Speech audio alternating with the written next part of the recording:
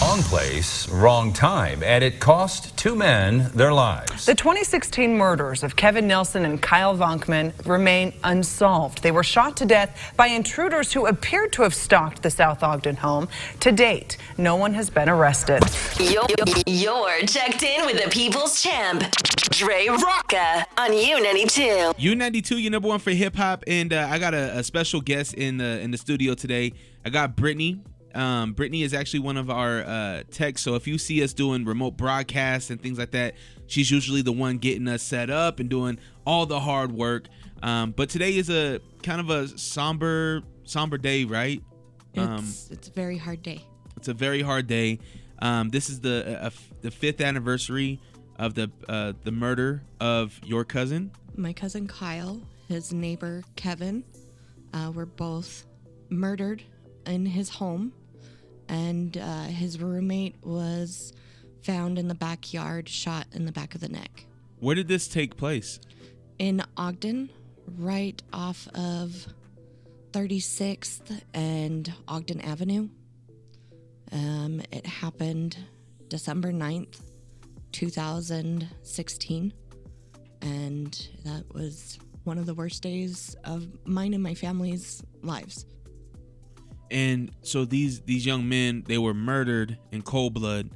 I'm assuming there was an investigation that happened? Yes, and it has come to be a cold case at this point. They kind of labeled it as,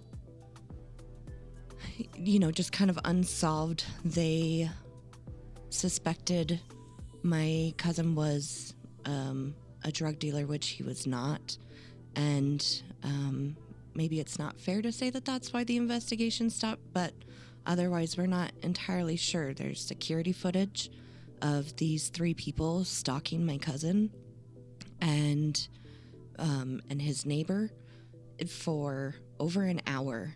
They were stalking my cousin, waiting for the perfect opportunity, and it happened within a 15-minute window. And this happens at what? I'm assuming this isn't broad daylight.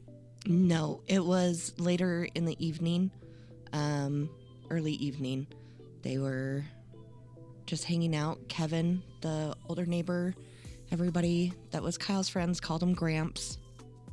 He was just an older gentleman, and that I think also speaks to Kyle's personality and his traits, that he loved everybody with everything that he had, and he made friends with everybody.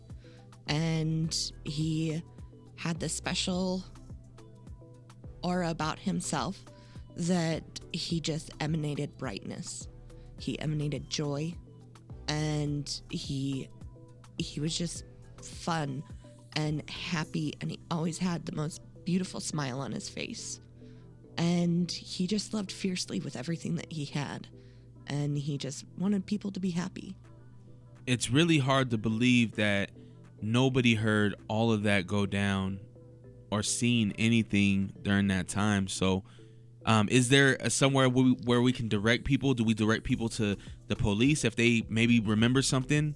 Right. So what my family and I would like, and also Kyle's father's side of the family would like, the Vankomens, look up his name.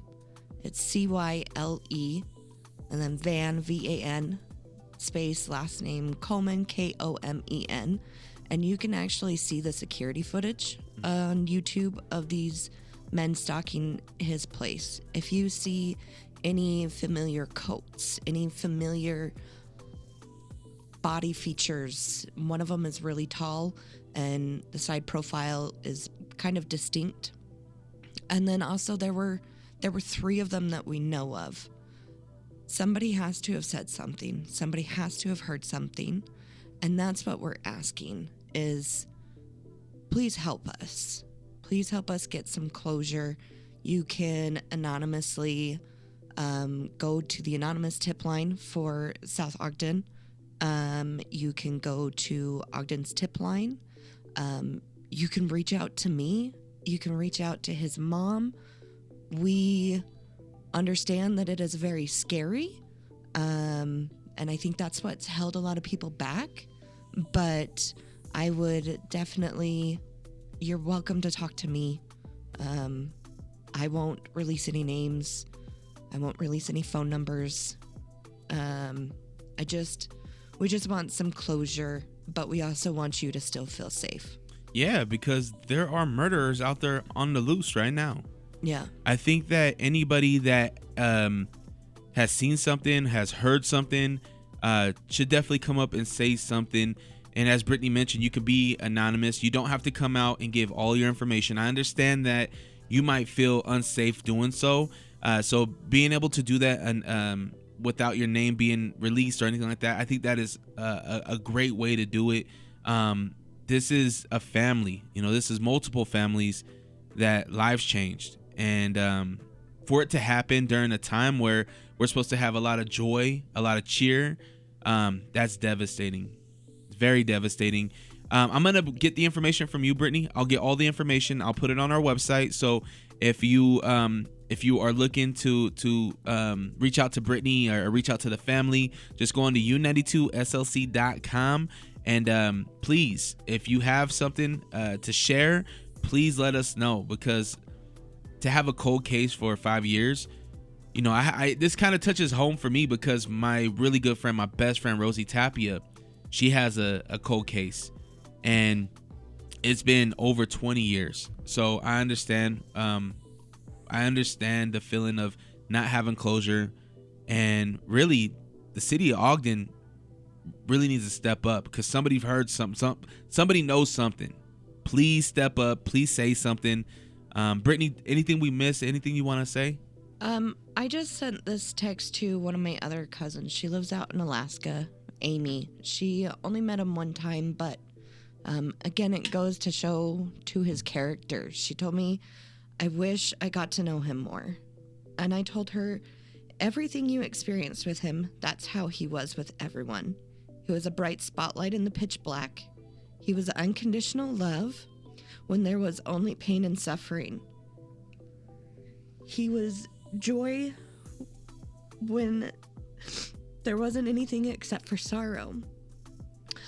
But above all else, he loved his family, even all of us step-cousins. He was nothing I've ever met before, and I don't feel he's anything I'll ever meet again. I miss him dearly, and wherever he's at, I hope he's happy. That's really tough. That's really heavy. I appreciate you sharing that. Let's help Brittany out. Let's help this family out. Let's help these families out. If you heard something, if you know something, please say something. Again, the website is u92slc.com. We'll get all the information up there for you.